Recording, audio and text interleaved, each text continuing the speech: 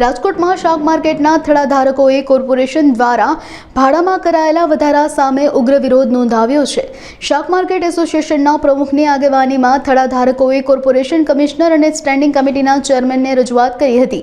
તેમનો આરોપ છે કે કોઈપણ પ્રકારની જાણ કર્યા વિના જ અચાનક ભાડું ₹500થી વધારીને ₹1000 કરી દેવામાં આવ્યું છે, જેના કારણે થડાધારકોમાં ભારે રોષ જોવા મળી રહ્યો છે। તેમણે ભાડું ₹500 યથાવત રાખવાની માંગ કરી છે। જો આ માંગ નહીં સંતોષાય તો શાક માર્કેટ એસોસિએશને ઉગ્ર આંદોલન કરવાની ચીમકી પણ ઉચ્ચારી છે। આ મુદ્દે વહેલી તકે ઉકેલ લાવવા માટે તેમણે કોર્પોરેશન સમક્ષ અપીલ કરી છે।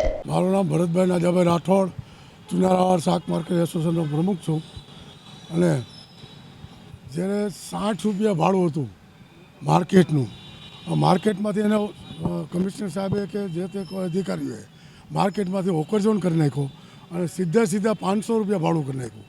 ત્યારે પણ અમારો વિરોધ હતો અને અત્યારે માર્કેટ એસોસિએશનના કોઈ પણ આખા રાજકોટમાં કોઈ પણ એસોસિએશનના પ્રમુખની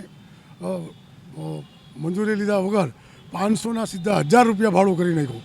હવે અમારે માર્કેટ હા પછાત વિસ્તારમાં હોય અને ત્યાં ગ્રાહકી પણ જેવી હોય, નાના માણસો રહેતા હોય, નાના વેપારી રહેતા હોય અને 60થી 70 વર્ષના માજીઓ પણ ત્યાં વેપાર કરતા હોય, પુરુષો તે પછી માજીઓ પણ। હવે એ 500ના સીધા ₹1000 તમે ભરો, કઈ રીતે ભરી શકે?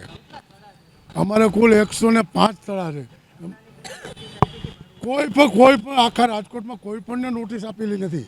આના આંદોલન કરશું અમે, રસ્તા રોકો આંદોલન છે। રાજકોટની તમામ માર્કેટો અમે બંધ કરાવશું અને આ જેમ ટેરિફ જેમ અમેરિકાએ 50% ઠોકી દીધો એમ આપુડે 500ના સીધા 1000 કરી નાખ્યા। હવે એ અમારે ક્યાંથી લાવવા?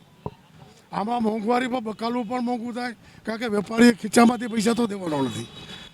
એટલે એ ગૃહિણીઓ માથે આ જે ભાડો વધે ગૃહિણીઓ માથે જવાનું છે। એટલે આના માટે કમિશનર સાહેબ કે જે અધિકારીઓને લાગતા હોય તેને અમે એને મળી અને આને રજૂઆત કરવા આવ્યા છીએ।